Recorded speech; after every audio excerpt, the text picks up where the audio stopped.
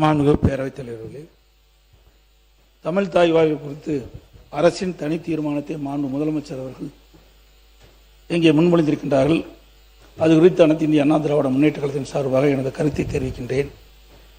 தமிழ் மொழியின் பெருமையும் தமிழர்களின் பண்பாட்டு அடையாளத்தையும் நிலைநிறுத்தும் வகையில் தமிழ்நாட்டில் உள்ள கல்வி நிறுவனங்கள், பல்கலைக்கழகங்கள், அரசு அலுவலகங்கள், பொதுத்துறை நிறுவனங்கள் உள்ளிட்ட பொது அமைப்புகளின் நிகழ்ச்சிகள் தொடங்குவதற்கு முன்பு தமிழ்தாய் வாழ்த்து கட்டாயமாக முதலில் பாடப்படும் என்பது உலகெங்கும் வாழும் தமிழர்கள் அனைவரையும் உணர்வாகும்.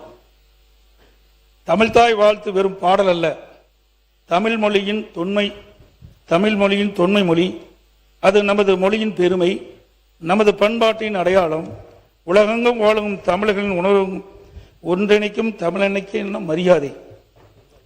தமிழ் மொழியின் வளர்ச்சிக்கும் தமிழர்களின் பண்பாட்டு அடையாளத்தை பாதுகாப்பதற்கும் எங்கள் இயக்கம் தொடர்ந்து வரலாற்று சிறப்புமிக்க பங்களிப்பை செய்துள்ளது.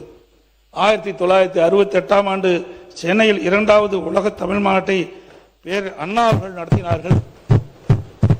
1981ஆம் ஆண்டு மதுரையில் 5வது உலக தமிழ் மாநாட்டை பொன்மனச்செம்மல் புரட்சித் தலைவர் எம்ஜிஆர் அவர்கள் நடத்தினார்கள்.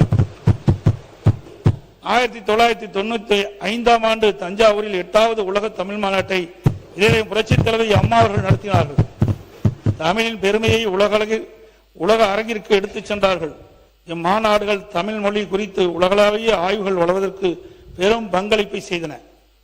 மாண்புமிகு புரட்சித் தலைவர் எம்ஜிஆர் அவர்கள் தஞ்சாவூரில் தமிழ் பல்கலைக்கழகத்தை உருவாக்கி தமிழ் மொழி, இலக்கியம், வரலாற்று, கல்வெட்டில், தொல்லியல் மற்றும் பண்பாடு குறித்து ஆய்வுகளுக்கு நிரந்தரமான அறிவுத்தளத்தை ஏற்படுத்தினார்.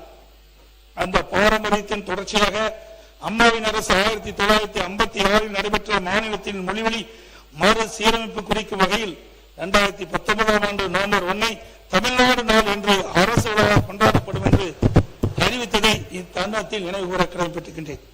கீழடி உள்ளிட்ட பல்வேறு இடங்களில் தொல்லியல் அகழ்வாய்வுகள் தொடர்ந்து நடைபெற்று அதற்கு நிதியும் ஆதாரம் வழங்கப்பட்டு தமிழர்களின் தொன்மையான நாகரிகம் குறித்து சான்றுகள் உலகிய செய்யப்பட்டன. எனவே உலக தமிழ் மாநாடுகள் முதல் தமிழ் பல்கலை வரை, தமிழ்நாடு நாள் முதல் தொல்லியல் ஆய்வுகள் வரை தமிழ் மொழியின் வளர்ச்சிக்கும் தமிழர் வரலாற்றின் பெருமைக்கும் தொடர்ந்து பங்களித்த இயக்கம் அனைத்து இந்திய அண்ணா திராவிட முன்னேற்ற கழக இயக்கம் என்பதை பெருமையோடு இந்த அவையில் பதிவு செய்கின்றேன். தமிழ்தாய் வாழ்த்து பாடப்படுவது யாருக்கும் எதிரான நடவடிக்கை அல்ல.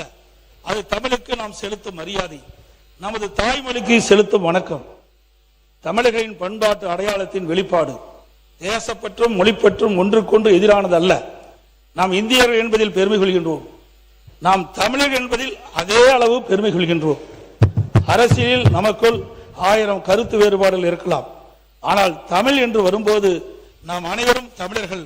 தமிழின் உரிமை என்று வரும்போது இந்த பேரவை ஒரே குரலில் ஒலிக்க வேண்டும். அந்த அடிப்படையில் தமிழ்நாட்டில் அமைந்திருக்கும் அனைத்து கல்வி நிறுவனங்கள், பல்கலைக்கழகங்கள், அரசு அலுவலகங்கள், பொதுத்துறை நிறுவனங்கள் உள்ளிட்ட பொது அமைப்பின் நிகழ்ச்சிகளிலும் நிகழ்வு தொடங்குவதற்கு முன் தமிழ்தாய் வாழ்த்து கட்டாயம் முதலில் பாடப்பட வேண்டும் என்ற இந்த அரசின் தனி தீர்மானத்தை அனைத்து இந்திய அண்ணா திராவிட முன்னேற்ற கழகத்தின் சார்பாக முழு மனதோடு ஆதரிக்கின்றேன். தமிழ் வாழ்க, தமிழர் வாழ்க, தமிழ்நாடு வளர்க. நன்றி, வணக்கம்.